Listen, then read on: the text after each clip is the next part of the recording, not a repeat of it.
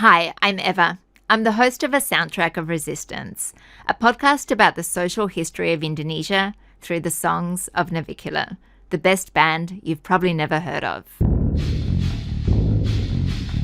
If you're curious about the world's fourth most populous nation, its music, people, cultures, traditions, or current affairs, you really should know Navicula.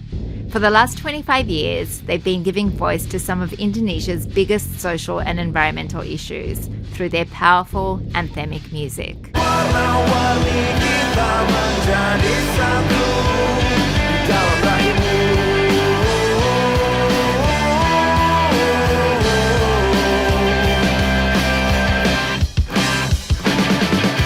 As an artist, I feel like we have ability to challenge the status quo. For me and my band, we love music and we care about social and environmental issues. And we believe that every generation has their own revolution, and I think social and environmental issues is the crucial issue in our generation. If I were to make a comparison, I might liken Navicula to Australia's Midnight Oil or maybe to Rage Against the Machine.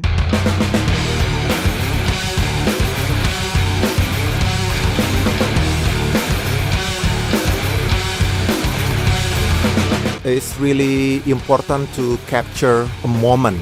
I see Navicula is a journalistic using music as the media. This is like a historian writing a journal through music. So it's become a marking of what's happening on that time.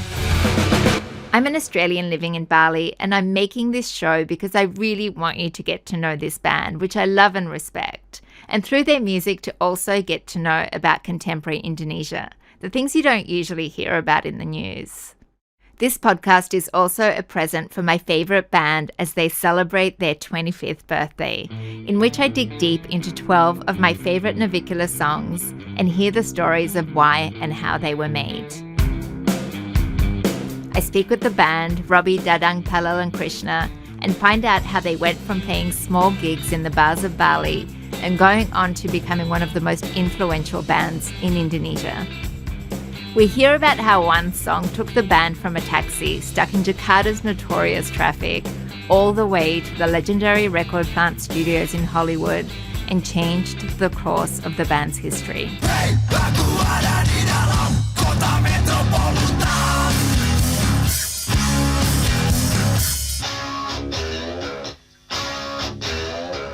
They really love this song. They feel so connected, you know. Oh, you sing something that's what we feel every day.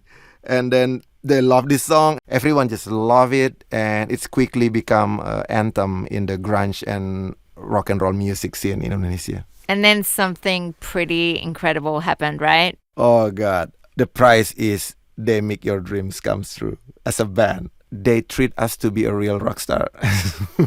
Like when you dream something and suddenly it's happened. It's real, yes, but I think it's dream. Oh, no, it's real. Yeah, it's the best experience. These songs changed our life. We'll meet some of the band's biggest supporters that have been key to the success of the band.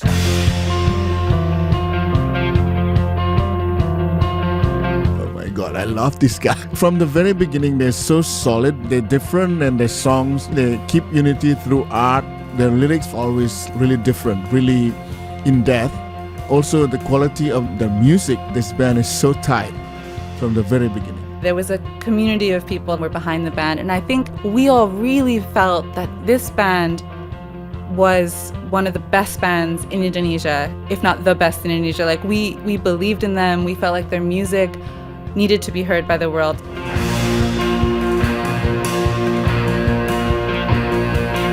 We'll hear the story of the band signing a multi-album deal with Sony and why they ended up splitting with the record label. He asked me, you think if I have them as part of Sony Music, they will be happy with it? Oh, of course.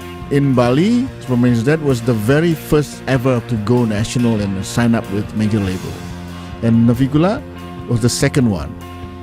It's supposed to be a good story, but I should have been more cautious about it.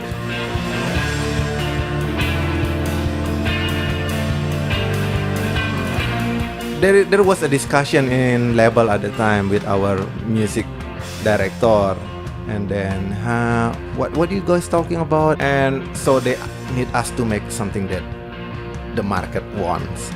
But I still remember I said, no, we gonna stick with this idea to sing about the social and environmental issue, because I believe in the next 10 years all the young people in Indonesia are gonna speak about this issue.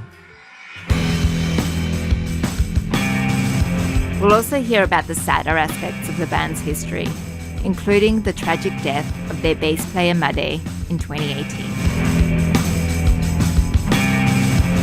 And when you get the accident, actually, everything's like totally, the world stopped spinning, stopped, just like that.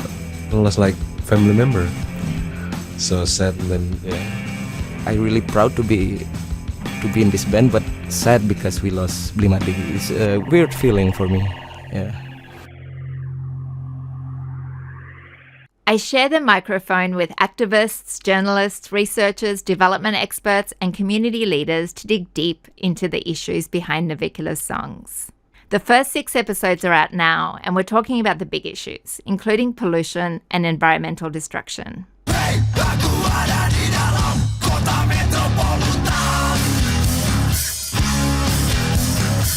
People in the city have always blamed the traffic for the polluted air they breathe, but perhaps many people are not aware that Jakarta is surrounded by 8 coal power plants within 100 kilometers of the city. The emission from one coal-fired power plant will be equal to adding 10 million cars to Jakarta's already jammed roads.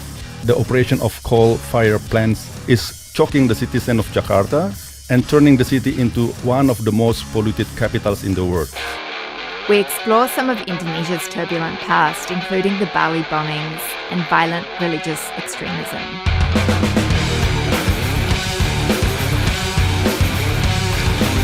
Basically, there were several reasons why foreigners and iconic foreign buildings, such as luxury hotels with Western brand names, became targets.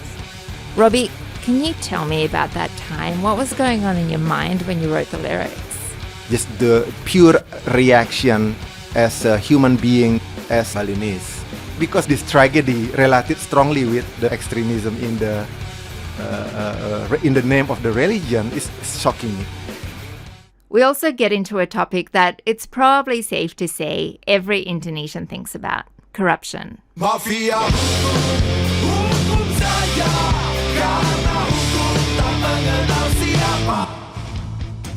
When we digging into the environmental issue and any problem in Indonesia, then you will hit a wall called corruption. So we feel like the corruption is become the core of so many problems in Indonesia. If you had been here in 1998 when the government fell on anti-corruption demonstrations, this idea that Indonesians are passive acceptors of corruption is definitely not true. This country lost their asset or lost a bunch of heroes who can fight the corruption.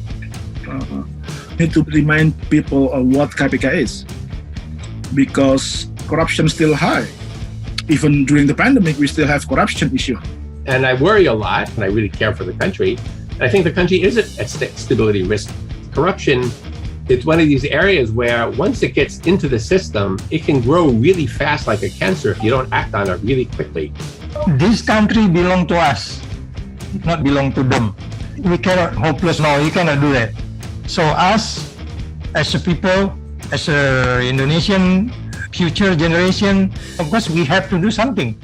And we explore the role of music and the arts in building a more tolerant and informed society.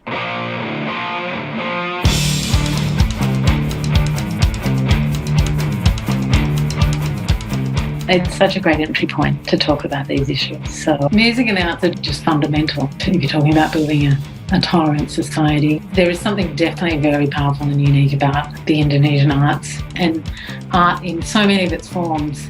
Indonesia has been so great at it just pushing boundaries and challenging norms and imagining it through the arts. I mean, I loved hearing your story of when you described going to a Navicula gig for the first time and you were just moved by this music. And this wasn't just any music, like this is music with purpose. And there's just something so powerful in that. Everyone need to channelize their feeling and to express themselves. Yeah, I can't imagine if I don't have this. I'm so lucky I have access to guitar rather than a gun to express myself. And I believe music or art is a healthy form of expression. When we sing Busur Hujan and thousands of audience sing along together with us, we feel so humble at the time. We think this song is no longer belong to us, no longer belong to just 4 of us on the stage, but belong to the universe. And the band, together with whole audience, we become one big band.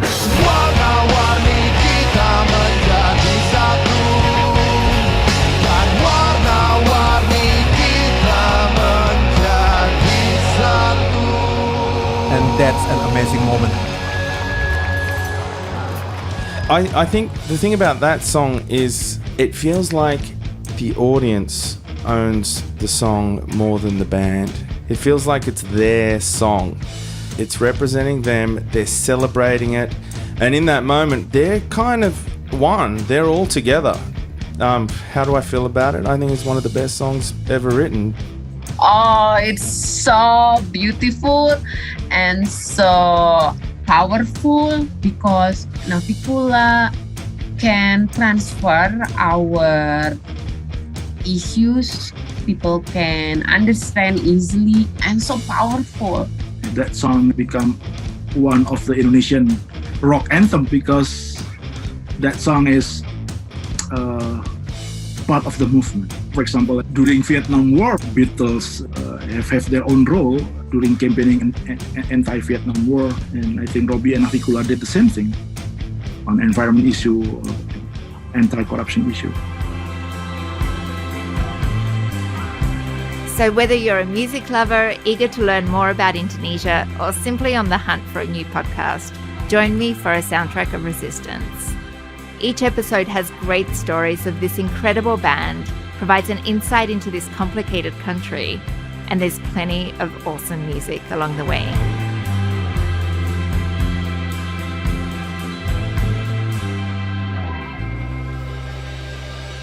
Subscribe via Spotify, Apple Podcasts, or wherever you get your podcasts.